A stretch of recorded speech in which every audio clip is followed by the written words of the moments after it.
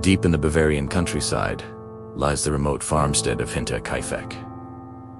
I think you heard about it now. Well, in 1922, this isolated property became the stage for one of Germany's most chilling and perplexing unsolved crimes. For over a century, the story of the Hinterkaifeck Murders has baffled investigators and captivated the public imagination. Tonight, we journey back to that fateful spring to uncover the dark secrets hidden within its walls. Our story begins with the Gruber family, who lived and worked on the farm. The head of the household was 63-year-old Andreas Gruber, a stern and widely disliked man. Living with him were his 72-year-old wife, Cecilia, their widowed daughter, 35-year-old Victoria Gabriel, and her two children, 7-year-old Cecilia and 2-year-old Joseph. The final resident was the new maid, 44-year-old Maria Baumgartner, who'd arrived just hours before the tragedy unfolded. The farm was shrouded in an atmosphere of unease long before the murders. Andreas Gruber was known for his abusive behavior, and dark rumors circulated about an incestuous relationship with his daughter Victoria. In fact, he had a prior conviction for it. Some even whispered that Victoria's youngest son, Joseph, was not the child of her deceased husband, but of her own father, Andreas. This disturbing family dynamic cast a long shadow over Hinterkaifeck. In the days leading up to the massacre, the farm was plagued by a series of strange and unsettling events. Andreas told neighbors he had found a set of mysterious footprints in the snow, leading from the nearby woods directly to the farmhouse, but none leading away. He also heard footsteps in the attic and found a newspaper from Munich that he had never bought. A set of house keys went missing. Yet, despite these ominous signs, nothing was reported stolen. The family's previous maid had quit 6 months earlier, claiming the house was haunted. She felt a constant presence and heard strange noises. Andreas, however, dismissed these concerns, choosing not to go to the police. He was a man who preferred to handle his own affairs. The night of March 31st, 1922, was the last time anyone saw the Grubers alive. It was a cold Friday evening. Over the next few days, the family's absence became noticeable. Young Cecilia missed school. The family didn't show up for Sunday church, and the mail carrier noticed the post piling up.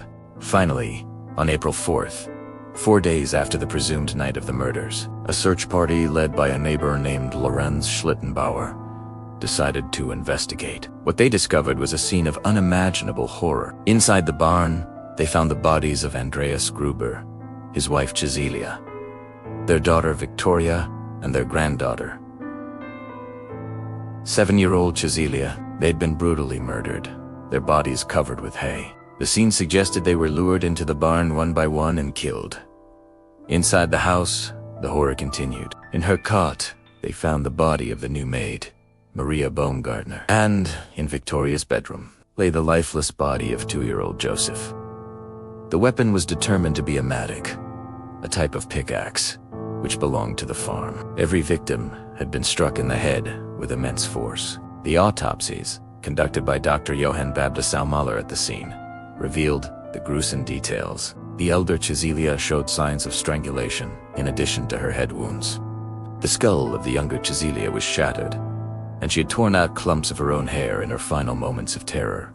The most disturbing part of the crime scene was not just the violence, but the eerie evidence of what happened after the murders. The killer, or killers, did not flee immediately.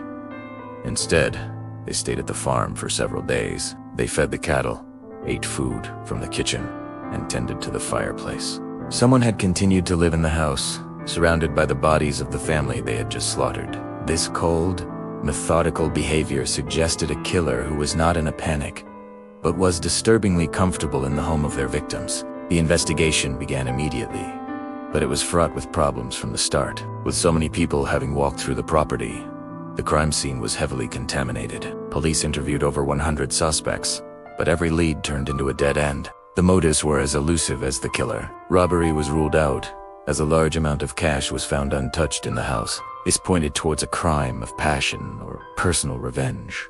Over the years, numerous theories have emerged, each trying to piece together the puzzle of Hinterkaifeck case. One of the earliest and most prominent suspects was Lorenz Schlittenbauer, the neighbor who discovered the bodies of the victims. He had a complicated history with the family. Schlittenbauer claimed to have had an affair with Victoria and believed he was the father of her son, Joseph.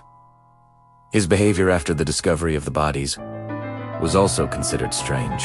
He seemed unusually familiar with the layout of the farm and moved the bodies before the police arrived, potentially contaminating the scene. Despite suspicion, no concrete evidence ever linked him to the crime, and he maintained his innocence until his death. Another popular theory centered on Carl Gabriel, Victoria's husband, who was officially declared killed in action in France during World War I, however. His body was never recovered. This led to speculation that he might have survived the war, returned to Germany, and discovered the incestuous relationship and his wife's infidelity. Could he have committed the murders in a fit of rage and then disappeared? Some former comrades claimed to have seen him after the war, but these sightings were never confirmed.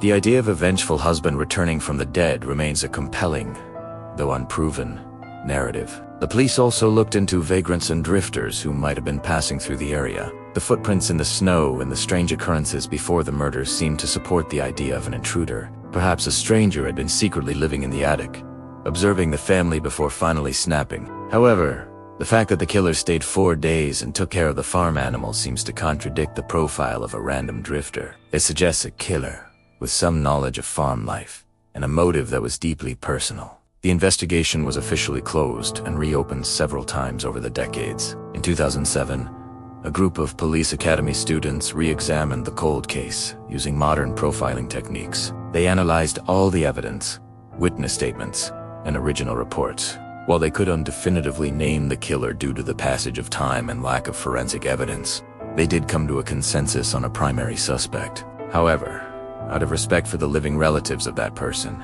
his name was never officially released to the public. To this day, the identity of their main suspect remains a secret, adding another layer of mystery to the case. The farmstead of Hinterkaifeck was demolished in 1923, a year after the murders. Nothing remains today but an empty field and a small memorial shrine. The land is said to be cursed, a place where the echoes of a brutal crime still linger. The matak, the murder weapon, was lost. The heads of the victims, which were sent to Munich for further examination, were also lost during the chaos of World War II. The story of Hinterkaifeck is a chilling reminder that some questions may never be answered. Was it a neighbor with a dark secret? A husband returned from the dead, or a complete stranger hiding in the shadows? The killer lived among their victims for days, their identity a ghost that has haunted Germany for a century. The silence of that Bavarian field holds the truth, but it's a secret it will likely keep forever. Thank you for joining us on this journey into one of history's most disturbing cold cases. If you find these kinds of stories fascinating, make sure to subscribe and hit the notification bell so you don't miss our next video. Stay curious and stay safe.